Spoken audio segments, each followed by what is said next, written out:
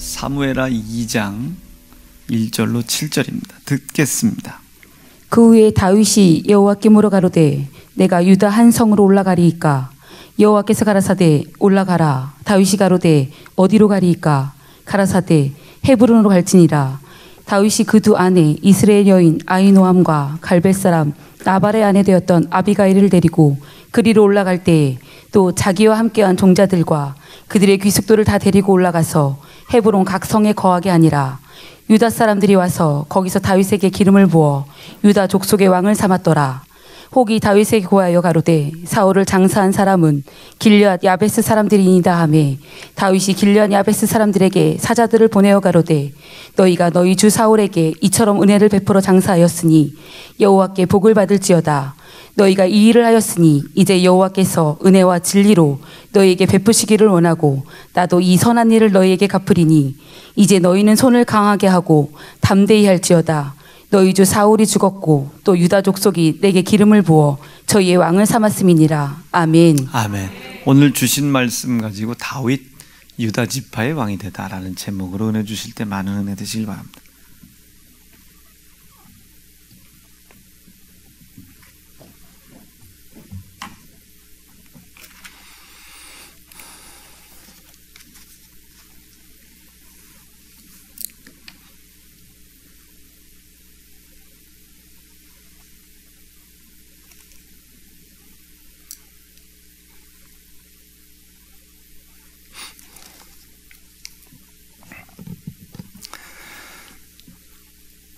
사울 왕이 길보아 전투에서 세상을 떠났죠. 다윗은 그것을 알고 있으면서도 다윗은 이미 하나님의 기름을 부은 사람이면서도 시글락, 여러분 시글락이라고 하는 데는 블레셋 땅이에요. 블레셋에 망명했을 때 아기스가 허락해 주었던 망명지야. 거기서 계속 머물고 있었다고요. 거기서 계속 머물고 있었어요. 그런데 이 다윗이 그 시글락에 머물고 있으면서 여러 가지를 생각했어요. 제가 얘기를 안 했는데 사울 임금님과 요나단이 아주 좋은 친구죠. 왕자. 요나단이나 사울 임금이 세상을 떠났을 때 너무나도 서글픈 거예요. 그래서 애가를 불렀다고 하는 아주 그 얘기가 슬픈 노래를 불렀는데 그 내용이 너무 좋아서 그 기록에 보면 내려오는 아주 참 좋은 문헌에 기록될 만큼 그와 같은 아주 좋은 그 노래를 불렀다는 거예요. 그러니까 슬픈 노래지 애가를 불렀다는 거예요. 그러면서 다윗이 나와 있는 얘기는 없어도 앞과 뒤에 있는 얘기를 추론하게 되면은 사울 임금님이나 요나단에게 지난 일들을 가만히 생각을 해보면서 감사를 드리고 있었다는 거예요. 아, 참 좋은 친구였구나. 그리고 하나님께서 기름을 부었던 우리 사울 임금님을 통해서 내가 알게 모르게 참 하나님의 사람으로 내가 훈련을 받았던 좋은 기회였구나. 이런 건설적인 생각하면서 감사를 드렸다는 거예요. 성경을 보시게 되면 요나단이 자기 생명처럼 여기며 다윗과 언약을 맺었어요. 다윗과 언약을 맺을 때 참 기가 막힌 얘기예요. 내가 살아있는 동안에는 너 죽지 않는다. 내가 살아있는 동안에는 너 죽지 않아. 하나님의 인자를 내게 베풀어서 너를 결코 죽지 않게 내가 보호해 줄 것이다. 거기까지는 좋았어요. 사울이 들을 때도, 아버지 사울이 들을 때도 왕자 이 요나단이 왕을 계승해야 될 사람이에요. 사울에게 다음 타자로 왕을 계승해야 될 왕자야. 그런데 여기까지는 괜찮았는데 여기 23장 7절에 가서 네가 왕이 되면, 다윗이 왕이 되면 요나단, 나는 말이야 네 다음이 될 것이야. 그만 이 말 한마디 때문에 사울 임금님이 화가 났어. 다윗만 죽이면 되겠구나 하는 생각을 가지고 10여 년을 따라다녔어. 어쨌든 10여 년을 따라다니면서 다윗을 죽이려고 했어요. 야, 대단한 거죠. 다윗은요, 피하다 못해 결국 블레셋으로 망명을 하고 말았어요. 이 블레셋으로 망명할 때는요, 우리 성경을 보면 하나님께 물어본 것도 아니에요.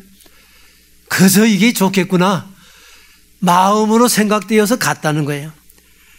그런데 얼마 생각하다 보니까 하나님 섭리를 몰랐을 때는 사울이 이건 뭐 천추원수야 그렇게 생각했던 다윗이었는데, 얼마의 시간이 흐르면서 역사 섭리를, 하나님의 역사 섭리를 하나씩 더듬어 보며 깨달으며 그 섭리를 깨닫고 나서는 그런 것만은 아니었구나. 사울이라고 하는 이 왕을 통해서 정말 내가 감사할 일이 너무 많이 있구나, 이런 걸 생각하게 되는 거예요. 거기서 기록에 보면 1년 6개월을 머무는 거야. 시글락에서 사울이 죽었음에도 불구하고 1년 6개월 동안을 머물면서 이런 생각 저런 생각을 하고 있는 거예요. 내가 목동이었을 때 이 형제들 사이에서도요, 다윗은 제일 막내죠. 아니 양을 치는 형들은 다 이제 잘나고 똑똑하고 대단한 사람들이라 동생 다윗만 양 치는 저 골짜기에서 혼자 치는 거야. 그럼 그 양을 치고 있었어요. 목동이었던 자신을 역사석에 등장시키기 위하여, 자기같이 못난 놈을 등장시키기 위해서 여기 하나님이 사울이라고 하는, 바로 이 사울이라고 하는 왕을 교사로 세워서 나를 혹독한 훈련을 시켰구나. 이거는 하나님의 사람으로 만들기 위해서 이렇게 나를 훈련시켰구나. 그러면서 다윗이 스스로 생각하는 거예요. 내가 고통이라고 하는 터널을 지날 때, 이거는 내가 처음에는 잘 몰라서 굉장히 원망도 하고 굉장히 그런 일을 했었는데, 알고 보니까 하나님이 원하시는 사람을 만들기 위해서 나를 이런 고통의 터널을 지나게 했구나. 그러면서 이 모든 것은 어리석은 나를 하나님의 사람으로 훈련시키기 위한 하나의 과정이었다. 이걸 깨달았어요. 하나님의 과정이었다. 이걸 깨달았어요. 이건 늦게나마 다윗은 하나님의 역사 섭리 앞에서 자기가 지금까지 살아왔던 잘못됐던 것을 철저하게 회개하며 진정으로 하나님 앞에 내놓아야 될 문제들을 다 내놓는 기간이 1년 6개월이야. 철저하게 회개하고, 그리고 여기 하나님 앞에 이제 바로 서게 되는데, 그런 마음을 갖게 되니까 아주 사울 임금님이 그렇게 고마울 수가 없는 거예요. 여러분, 사울 임금님이 그렇게 고마운 거예요. 다윗은 시글락에서 1년 6개월 동안을 머무는 동안에 이런 진리를 깨달은 거예요. 이런 원리를 깨달은 거예요. 제가 지금 7절까지, 여러분 1절에서 7절까지의 내용이죠. 8절부터는요 전쟁이 일어나는 거예요. 이거 기가 막힌 얘기야. 1년 6개월을 머무는 동안에 국경을 넘어서 많은 사람들이 찾아왔다는 거예요. 그런데 성경에 보면은 유대지파라고 하는 얘기만 나와. 그렇죠? 그러면 이스라엘은 12지파죠. 이스라엘은 12지파인데 다윗이 속했던 유대지파의 유대 지파에 속했던 사람들만이 찾아오는 거예요. 찾아와서 하는 얘기가 때는 됐다. 우리를 위해서 대통령이 좀 되어달라. 많은 사람들이 찾아왔어요. 그런데 어떤 주석을 보게 되면 12지파니까 유대 지파가 아니어서도 다윗이 이스라엘에 사울이 죽었으니까 이스라엘의 임금이 됐으면 좋겠다 하고 생각하는 사람들은 곁들여서 국경을 넘어서 다윗을 찾아왔다는 거예요. 찾아와서 여기 왕이 되어달라 하는 이런 얘기를 했어도 다윗은요 하나님의 때를 기다린다고 하는 측면에서 조금도 움직이질 않는 거예요. 돌아가시오. 더 이상 움직이지를 않냐고 하나님의 음성을 기다리고 있었어요. 그래서 1절에 나오는 얘기가 바로 하나님 앞에 무릎을 꿇은 거예요. 대통령이 되려면 나 같으면 당장 뛰어갈 것 같은데 다윗은 그동안에 많은 훈련을 통해서 깨달은 거예요. 다윗이 생각할 때 아이고 내 마음에 아이고 참 좋겠다. 내가 블레셋으로 도망가면 사울이 나를 뭐 따라올 때 시간도 없을 거고 아이고 얼마나 편하고 좋을꼬. 그리고 도망갔거든. 웬걸? 도망가고 나니까요 금세 동족 상잔이라고 하는 무서운 이스라엘과의 전쟁인데 아니 선봉대가 되어가지고 임금을 보좌하는 선봉대장이 돼가지고 사울 임금님 앞에 칼을 꽂아야 되는 이런 일이 닥쳤어요. 아니 도망만 다니던 다윗이 사울 임금님한테 칼을 꽂는다고 하면은 앞으로 통일 왕국의 임금이 될 때 어떻게 될 거예요? 야단난 거예요. 야단난 거예요. 이런 일들이 쭉 일어나면서 다윗이 아주 미처 생각지 못했던 그런 와중에서 못나고 바보 같은 나를 이렇게 못나고 바보 같은 나를 훈련을 시켜서 하나님의 섭리를 깨닫도록 하기 위한 과정이었구나 하는 속에서 비로소 하나님의 은혜를 이렇게 깨달으면서 감사하면서 지금 하나님의 때를 기다리며 하나님의 지시만을 기다리고 1년 6개월을 기다리고 있는 중이라. 그런데요 여기 하나님 내가 움직여도 되겠습니까? 하고 무릎을 꿇었을 때 비로소 하나님은 빨리 올라가라 여기 올라가라 하는 이 음성을 들었다고 하는 점이. 그런데요 제가 지금 얘기는 안 했습니다만은 8절서부터 쭉 연결되는 게 전쟁이 일어나게 되는데 그게 무슨 얘기인가 하면은 다윗이 지금 유대 땅으로 움직인다고 하는 것은 위험할 수가 있어요. 다윗이 움직일 때는 누가 따라가죠? 600명의 용사가 따라가는 거예요. 군대가 따라가는 거예요. 그러면 600명의 용사가 따라간다고 했을 때는요 군대가 움직이기 때문에 사울 임금님이 죽었죠. 이미 사울 임금님이 이미 죽었다 할지라도 이스라엘의 재건을 위해서 여기 지금 성경에는 나와 있지 않아도 주석에 보게 되면 통일 왕국을 꿈꾸는 그런 아주 그 허망된 사람들이 많이 있어요. 그래서 사울 임금님이 죽었다 할지라도 이스라엘의 재건의 꿈을 가지고 있는 용사들, 특별히 아브넬이라고 하는 사람, 이 아브넬이라고 하는 사람이 여러분 사람은 어려워도 힘들어도 검으면 검고 힘은 흰 거지 기회주의자는 얼마 못 가더라고. 기회주의자는 얼마 못 가. 고생이 돼도 힘들어도 이게 바로 그거다.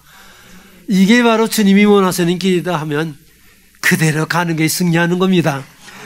여기 아브넬은요 사울 임금님이 죽어서, 그러면 솔직히 임금이 죽으면 국방장관이 어디 있어야 돼? 임금하고 같이 죽어야 돼요. 임금과 더불어 요나단을 비롯해 세 아들이 바로 그 전투에서 장렬한 전사를 했는데 국방장관은 도망간 거예요. 그럼 이게 용사예요, 뭐예요? 기회주의죠. 나는 아주 이 아브넬에 대한 얘기를 하라고 그러면은 제가 나쁜 놈이에요. 하나만 보는 것 같아요. 이게 나쁜 놈이에요, 이거. 국방장관이, 임금을 보좌해야 될 국방장관이 어떻게 도망갈 수가 있어?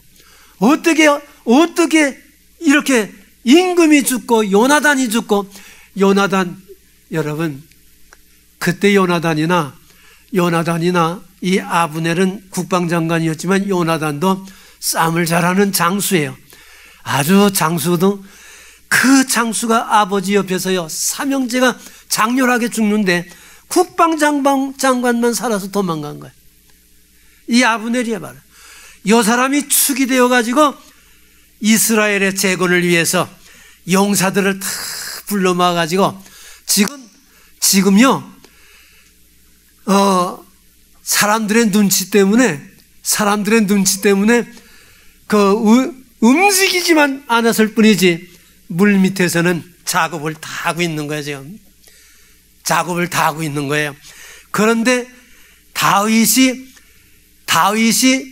블레셋 땅에서 1년 6개월 동안 머물다가 군대를 끌고 유다로 돌아온다고 했을 땐 그 길목에서 이 사람과 부딪히는 거예요.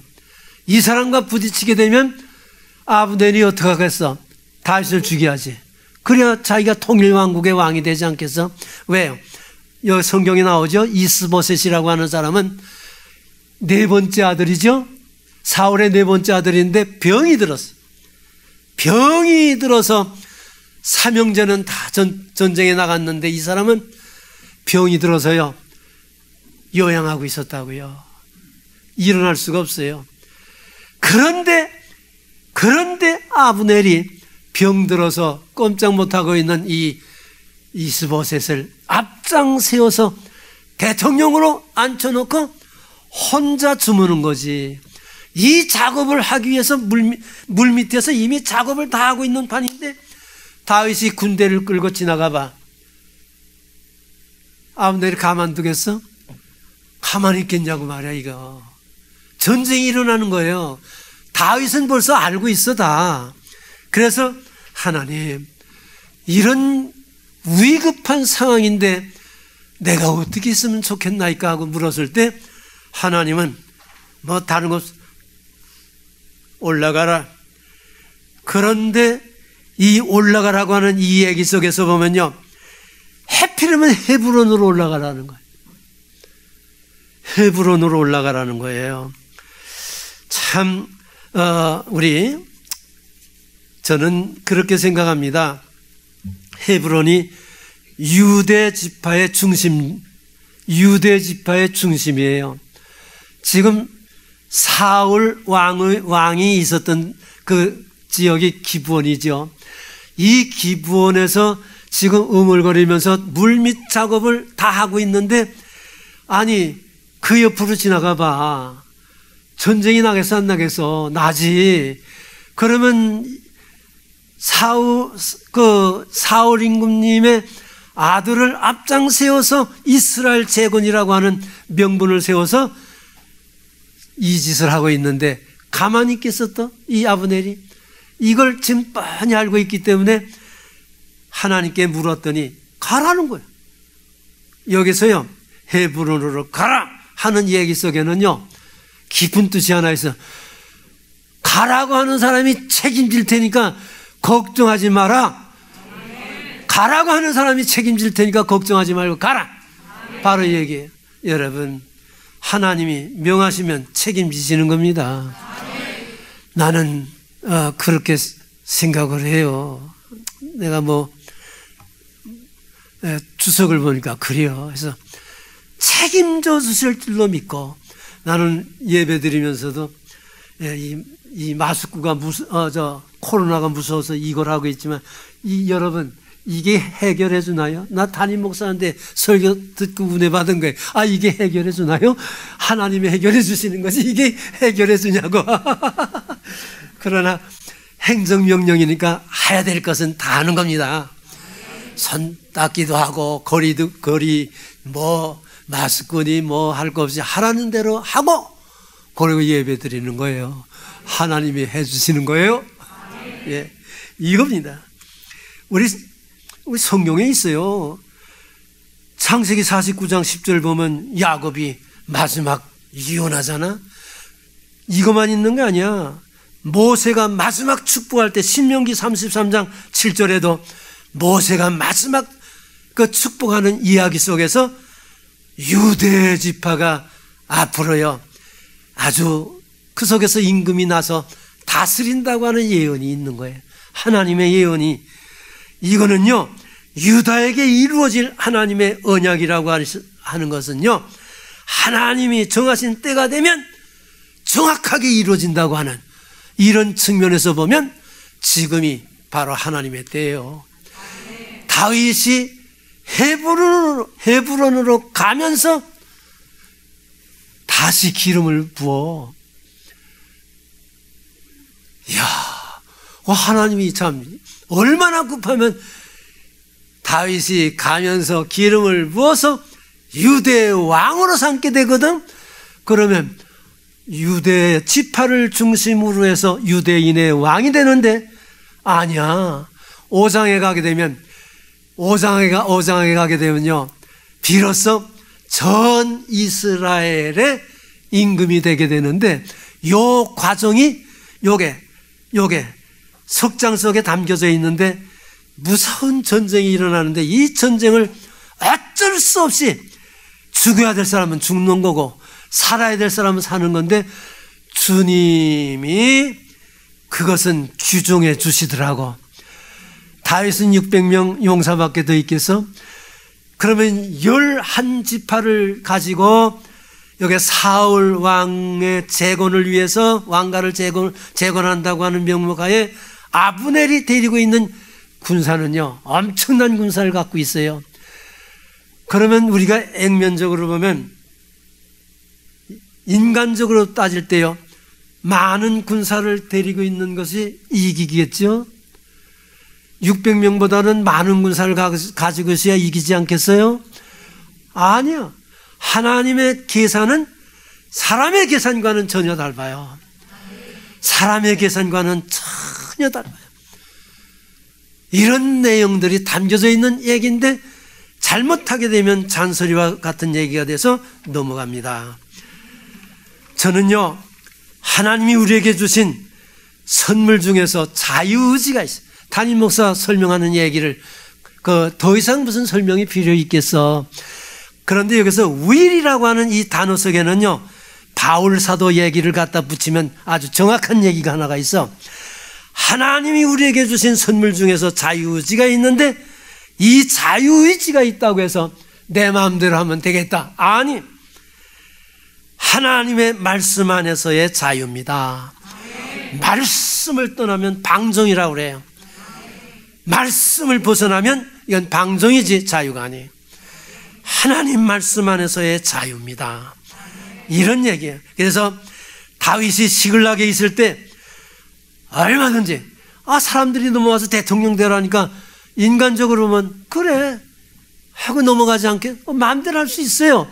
그러나 하나님의 명을 기다렸던 다윗의 그 모습을 보면서 아무리 자유의지가 있다 할지라도 하나님의 명을 받아서 움직였던 다윗의 모습을 보면서 말씀 안에서의 자유가 이게 바른 자유였다. 이 결론을 가지게 되는 것입니다. 다윗이 시글락에 있을 때 언제든지 헤브론으로 갈 수 있었지만 하나님의 지시를 기다렸어요. 그때 헤브론으로 가라 하고 길을 열어주신 겁니다. 이게 길을 열어주신 거예요. 저는 이 길을 보면서요 그렇게 생각해요. 자기와 함께했던 종자들 600명의 용사와 가족들이죠. 1500 내지 2000이 되는 이 식구를 데리고 권속들을 데리고 하나님이 명하신 대로 헤브론 성으로 가서 아주 편안하게, 아주 거기서 편안하게 있게 되었다. 이게 3절이에요. 여러분, 아무런 충동이 없이 왔다 하는 이 얘기 하나만 가지고도요, 여러분, 헤브론까지 무사 통과였어요. 싸마지 아니하고 무사 통과 그대로 넘어간 거예요. 성경에 보니까요, 주님이 앞장서시니까 어려울 것 같은데도 사뿐히 옮겨주셨어요. 싸마지 않고. 여기서요, 다윗이 칼을 뽑았더라면, 여기서 칼을 뽑아서 아브넬과 전쟁을 치렀더라면 다윗이 이깁니다. 다윗이 천부장까지 하지 않았어? 다윗이 이겨요. 그러나 칼을 들지 아니하고 사뿐히 하나님이 길을 인도하셔서 여기 헤브론까지 와서 아무런 연고 없이 멈추게 됐다고 하는 점입니다. 그런데 4절에 보면 유대 사람들이 자발적으로 다윗에게 와서 기름을 붓고 유대왕으로 삼았다고 하는 바로 감격적인 일이 여기 4절에 일어나게 되는데, 유대 사람들이라고 하는 얘기는 이거는 유대 지파를 대표하는 장로님들이에요. 유대 지파를 대표하는 어른들이에요.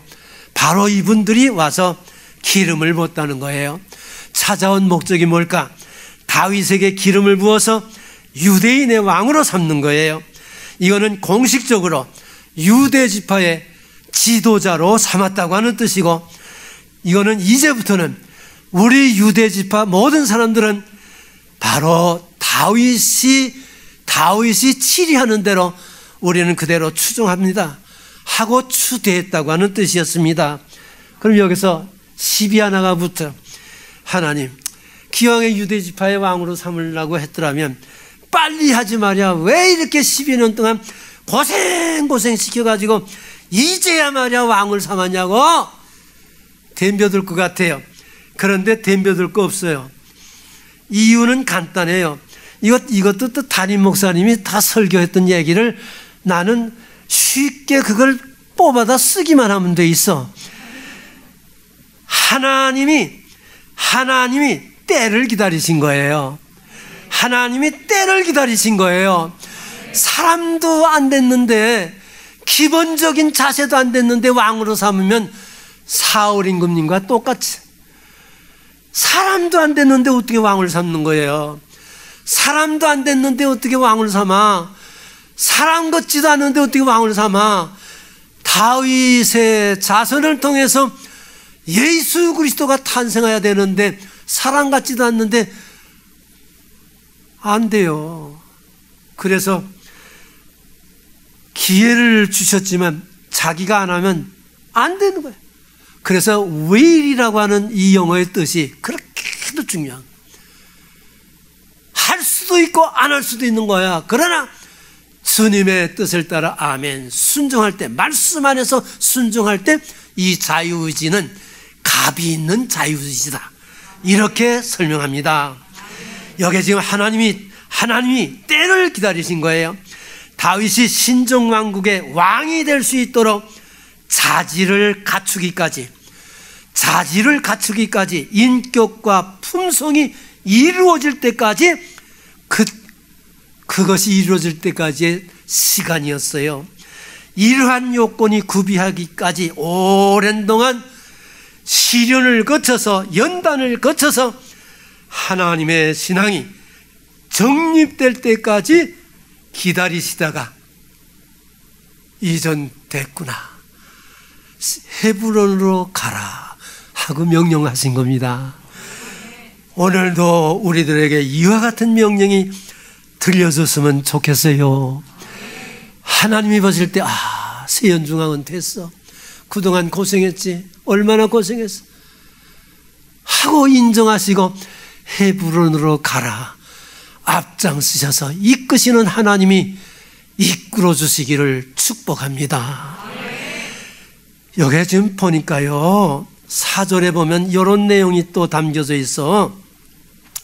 다윗을 왕으로 세워지는 과정에서요, 여러분, 이거는 인간적인 판단이나 방법은 철저하게 배제되고 하나님의 주권적인 섭리만이 작용했다, 이런 뜻입니다.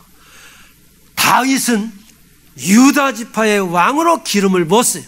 지금 현재 다윗은 유다 지파의 왕, 이스라엘은 12지파입니다. 그러면 한 지파, 유다 지파의 왕이야. 지금은요 유다 지파의 왕이에요. 그러면 다윗은 유다 지파의 왕으로 기름을 부었기 때문에 자신들의 족속, 이 유다 지파를 다스리는 왕으로 인정을 한 거예요. 그런데 여기서요, 다윗의 지배력이라고 하는 것은 여기 한정됐어요. 유대 지파에만 한정되어 있어요. 지금 사울 왕이 세상을 떠나서도 이스보셋이라고 하는 넷째 아들을 중심으로 해서 이스라엘 왕국을 세우려고 하는 지금 저 무리들과는 동떨어져 있는 거예요. 11지파가 지금 그거 꾸미고 있어요. 지금 현재 이게 지금 꾸미고 있는 거예요. 그거와는 동떨어지게 유대 지파에 한정되어 있어요. 아직은 전 이스라엘의 왕이 아닙니다. 잔존해 있는 사울 진영과의 갈등 문제가 그대로 놓여져 있는, 지금 이 갈등 문제가 그대로 놓여져 있는데 이거 참 야단났어요. 굉장히 야단났어요. 그런데 이 문제가 터지고 나서 닮은 것이 하나가 있어요. 다윗은 자기 멋대로 하나님께 기도도 안 하고 무릎도 안 꿇고 제 멋대로 했던 다윗이 이제는 제사장을 찾는 거예요. 제사장을 불러 제사장에게 신탁을 요구하고 그리고 무릎을 꿇고 매달려서 기도하는 게 닮은 거예요. 바보 같죠? 아니에요. 다윗이 이게 닮아진 거예요. 많은 시련과 고통 속에서 깨달은 것이 이거였어요. 하나님의 깊은 섭리를 깨닫고 나니까 내 재주, 인본적인 생각은 다 헛것이구나. 다 집어치고 어려워 보이고 힘들어 보이고, 그래도 주님 앞에 무릎을 꿇고 제사장을 모셨을 때에 길이 싹 열렸다고 하는 바로 이런 점입니다. 성도 여러분, 다윗이 왕이 됐죠 지금. 그런데요, 4절에 보니까 시험을 하네. 또 다윗에게 시험거리가 하나 생겼어요. 다윗이 10여 년 동안 도망 다닐 때 다윗을 따라다녔던 그 사람들이 600명 용사고, 그리고 가족들이죠. 유다 지파는요 남아서 사울 왕을 도와서 이스라엘 군대 편입이 되고 이하등등해서 블레셋과 싸웠어요. 그 무리들이 사울과 함께하지 못했던 이런 무리들이 야단난 거야. 다윗이 임금이 됐으니 다윗이 도망 다닐 때 함께하지 못했던 사람들이 아이고 다윗이 우리를 어떻게 볼까, 굉장히 조마조마한 거예요. 마음이 이 얼마나 불안하겠어. 그랬는데 나는 여기서 역시 하나님의 사람은 닮은 점이 있구나, 이 진리 하나를 깨달은 거예요. 다윗을 보면서 불편했던 사람과는 전혀 다르게 편견에 매이질 않았어요. 그 질문하는 사람들에게 그런 거예요. 여러분, 사울 임금님은 하나님이 기름을 부어서 세웠던 임금입니다. 임금이 블레셋 사람과 싸움하다가 죽어서 그 시체를 갖다가 장사를 지냈는데 그거 얼마나 훌륭한 일이냐. 얼마나 훌륭한 일이냐. 그거 알고 보면 그렇게 귀중한 일 없다. 오히려 성경을 보니까요 축복을 했어요. 그리고 사람을 보내가지고 여기 길앗 야베스 사람들이 그 아주 헌신적인 봉사를 했잖아. 이 사람들이 누구예요? 요단강을 건너서, 그러면 이스라엘 백성들이 이스라엘 백성들이 가나안 정복을 할 때 요단강을 건너기 전에 그 기름진 옥토를 나 우리 요단강을 건너지 않고 여기서 양을 치도록 해 주십시오 했던 무리가 므낫세 절반, 므낫세 지파가 나눠져 가지고 하나는 요단강을 건너고 한쪽은 건너지 않았던 므낫세 반지파, 거기에 해당되는 사람들이 길앗 야베스에 거하는 사람들이에요. 그러면 알고 보면 이 사람들도 이스라엘 사람이죠. 알고 보면 므낫세의 반지파니까 이게 이스라엘 사람들 아니야? 아니, 이스라엘 사람들이 하나님이 기름 부었던 종 사울의 시신을 걷기 위해서 블레셋 지역까지 가서 헌신하고 가져다가 장사 지냈으면 얼마나 잘한 일이야. 지금 사울 다윗과 함께 하지 못했던 유대 사람들이 시험을 해봤거든. 그랬더니요, 다윗의 마음이 이렇게 넓은 거예요. 그래서 여기에 자신들이 접살할 만한 다윗을 이해 못했던 이걸 회개하는 마음으로 다 마음을 풀고, 역시 하나님의 사람은 닮다, 하나님의 사람은 닮은 점이 있구나, 이거를 인정을 했다는 거예요. 이거를 인정을 했다는 거예요. 나는 여기서요, 여러분, 다윗은 정적이라고 볼 수 있는 사울, 정적이라고 볼 수 있는 사울에게 이거 뭐 생각하기도 싫었을 거예요. 그러나 하나님의 사람은요, 그렇지 않더라고. 원수는 하나님이 갚는 거예요. 원수는 하나님이 갚는 거예요. 내가 갚는다고 하는 것은 감정이야. 하나님이 해주실 때 원만한 거예요. 이 다윗이 이런 넓은 점이 있어서 그런 표현을 딱 했을 때 이제는 경계하는 마음이 다 풀어졌다는 거예요. 여기서 참고로 사울왕의 시체를 처리했던 모습을 보면 블레셋 사람들이요, 사울왕의 시신을 이거 아스타돗이라고 하는 자기 귀신 모시는 그 신당에다가 여기에 지금 목을 잘라서 이 시신을 아스타돗이라고 하는 이 신당에다가 사울왕의 목을 거론한 거예요. 이게 이 블레셋 사람들이 그럴만해. 그리고 갑옷을 벗겨서 역시 신당에다가 모시고 벳산 성벽에다 이 시신을 매달았을 때는요, 목이 없어요. 시신만 있고, 목은 여기 아스타솥 신전에 제물로 갖다 딱 있어서 사울의 시신 속에는 목이 없어. 벳산에 이 성벽에다 매달았던 시신은요, 목이 없는 시신이었어요.